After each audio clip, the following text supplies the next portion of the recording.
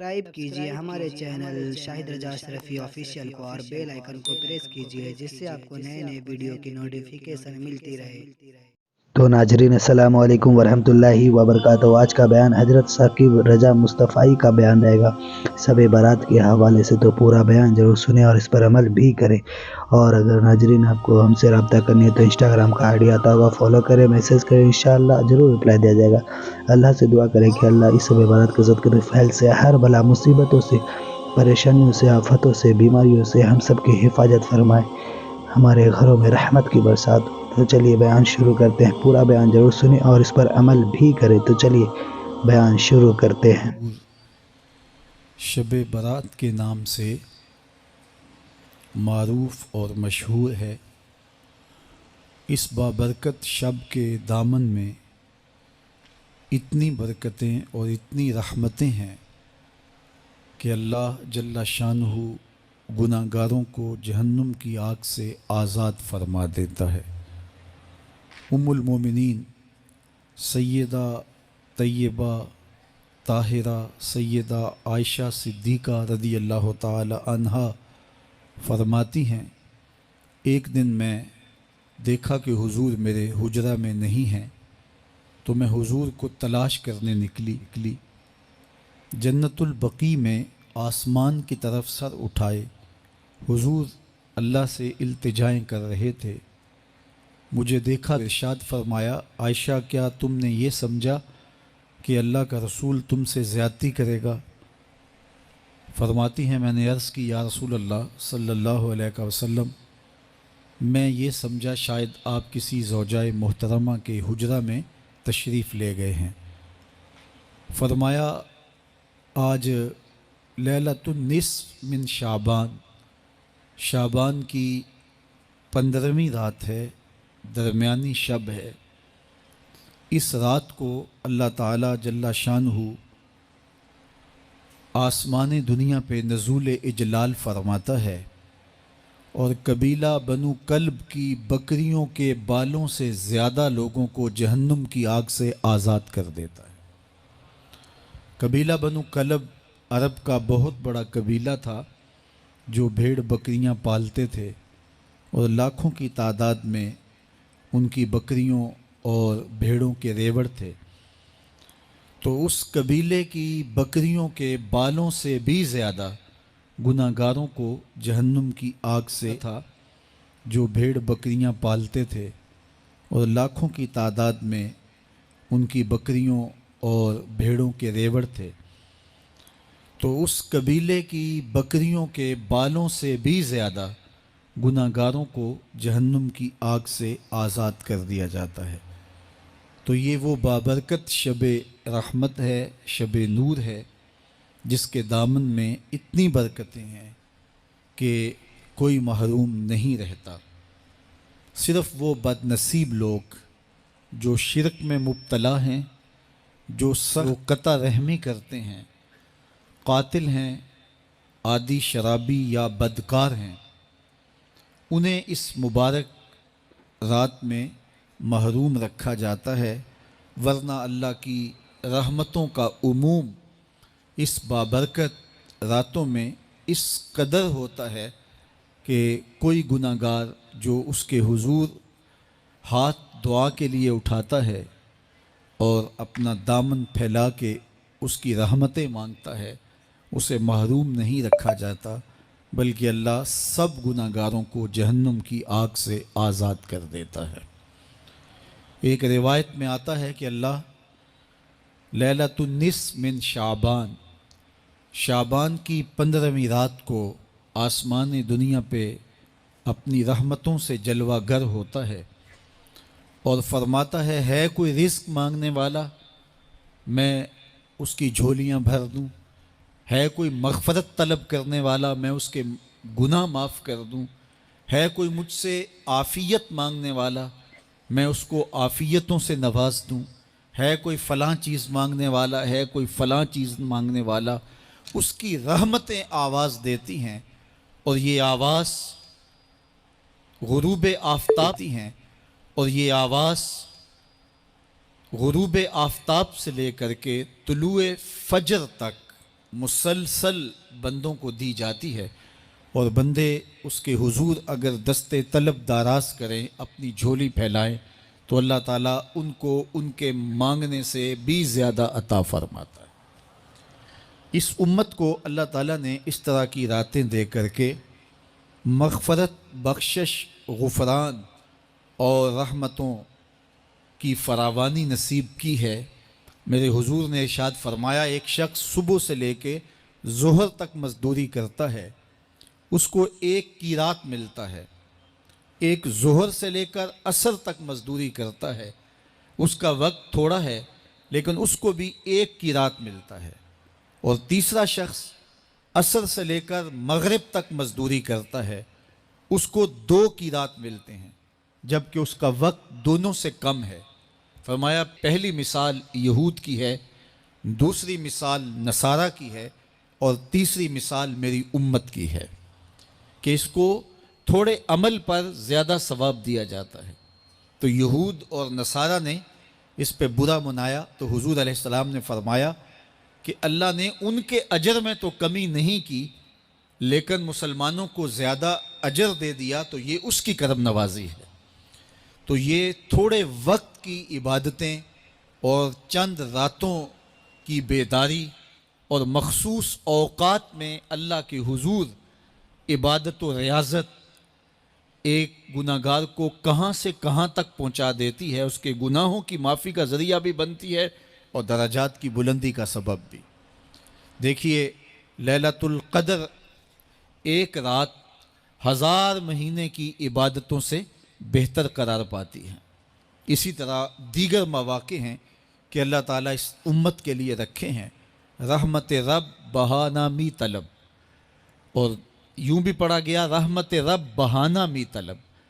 اس کی رحمتیں قیمت نہیں مانگتی اور اس کی رحمتیں بہانہ تلاش کرتی ہیں، تو وہ اپنے بندوں کو بخشنے پہ آمادہ ہے اگر وہ اپنا دامن طلب پھیلائیں۔ قرآن مجید میں ایک مقام دیکھیے کتنا دل آویز ہے۔ فرمایا ما یفعل اللہ بعذابکم، اللہ تمہیں عذاب دے کے کیا کرے گا؟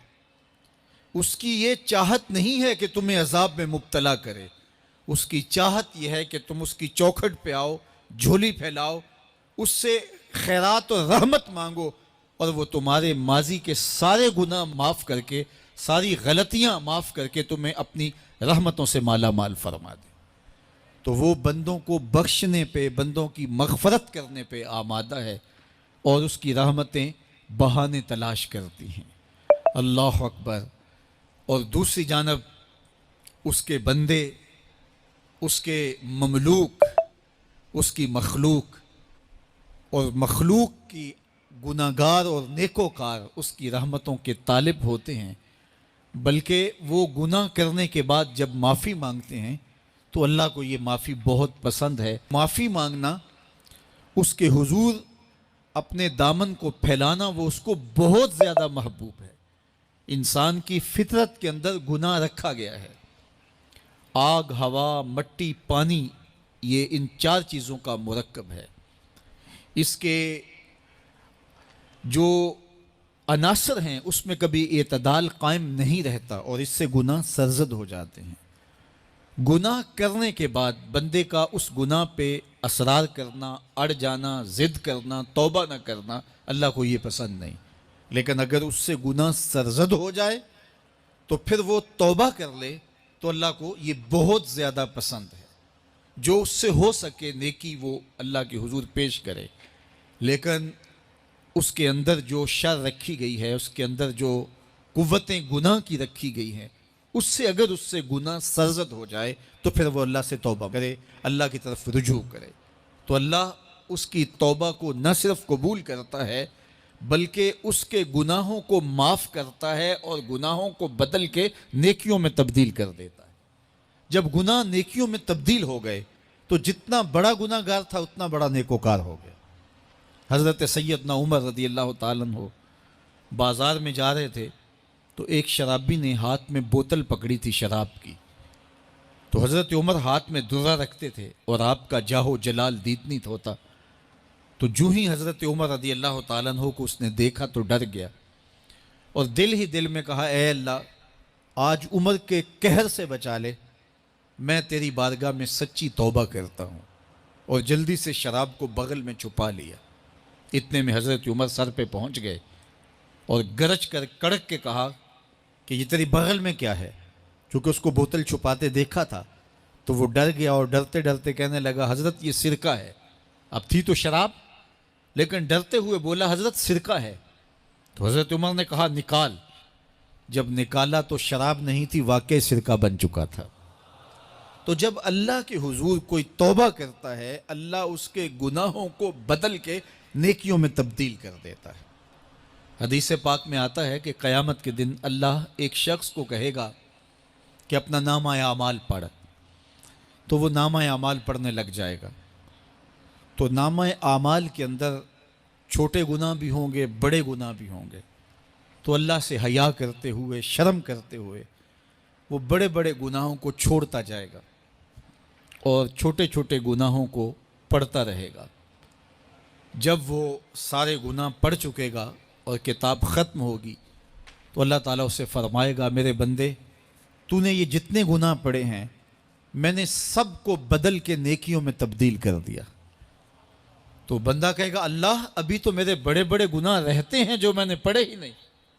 فَضَحِكَ النَّبِيُّ حَتَّى بَدَتْ أَنْيَابُهُ، حضور جب یہ بیان فرما رہے تھے تو حضور اتنا مسکرائے کہ صحابہ نے حضور کی داڑھیں دیکھ لی۔